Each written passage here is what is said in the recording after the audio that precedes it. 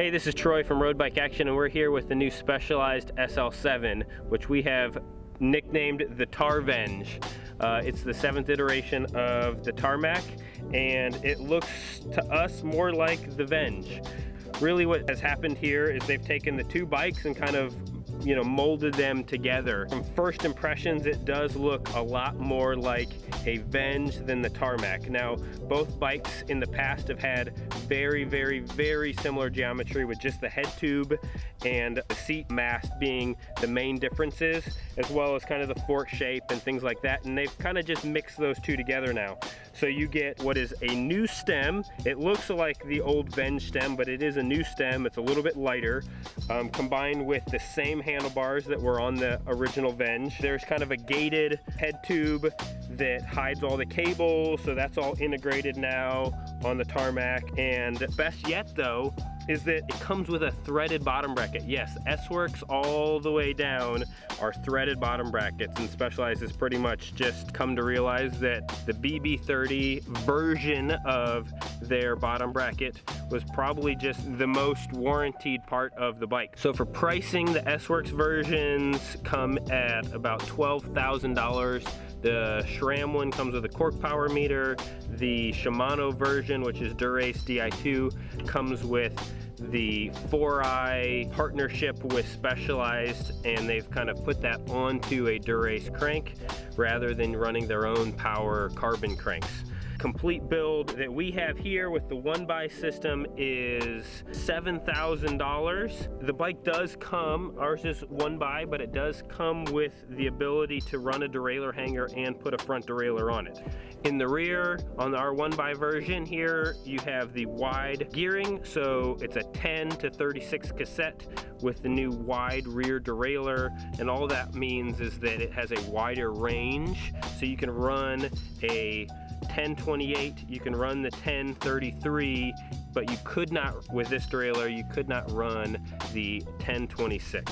Also new on the SL7 are the Revol Rapid CL and Clx wheels. Our lower tier Pro model here has the CL version, and the higher versions will come with the CLX. Really what's happened is the rims are different. So the front rim, the depth is different. It's about 52 millimeters, and the rear one on our version is about 61 mil. Front rim is got a wider exterior than the rear. The rear looks a lot like the older Revol wheels that we've come accustomed to. The SL7 will only be offered in disc brakes, so if you are a rim brake holdout, then you should definitely head to your local dealer and see if you can find an SL6 that still has rim brakes, because it is a dying breed.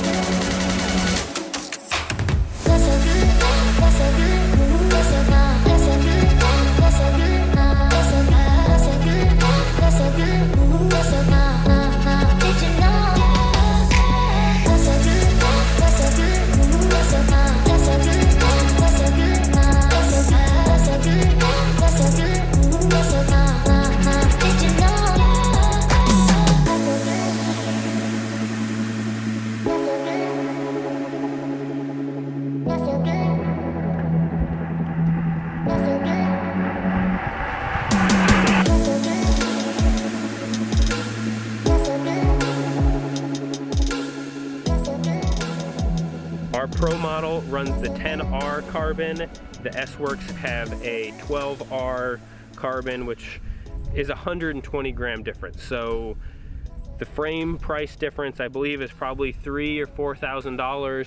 Whether that's worth 120 grams will be a decision you have to make. Overall, we've had the bike for about a month. We've ridden lots and lots of miles on it, and it feels like a Tarmac. It feels less like a Venge in that it's a little more supple in the saddle than the Venge was. It's a little stiffer than the Tarmac SL6 was in the saddle, but overall, I mean, both those bikes felt very similar. They have the same geometry at the end of the day. Not much has changed in that. And so that's the big takeaway, is that there's not a whole lot of new quote unquote stuff on the bike. It's all kind of just a combination of the two, so that you don't have to choose the aero bike or the climbing bike. Now you have an aero bike that is at the same weight as the previous climbing bike. So you get the advantages of both. But at the end of the day, we like it because it's got a threaded bottom bracket. We like it because it's disc brake only, and it's really pushing people to the higher performing through axle frames. We like it less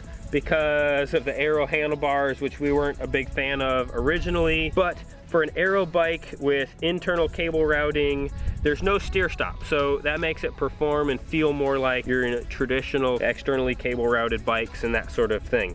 There's a little more tire clearance on the frame if that's your thing and you want to run bigger tires. Wheels are tubeless. Some bikes come with tubeless compatible tires, some do not. And just overall, it's a great bike. It handles and feels a lot like the previous generation, and there's not a whole lot of new. It's just a combination of a lot of technologies that Specialized has had, and they've figured out a way to put them all into one little package here. For more info, head to roadbikeaction.com and make sure you follow us on Instagram. Also, make sure you subscribe to get notifications on our next video.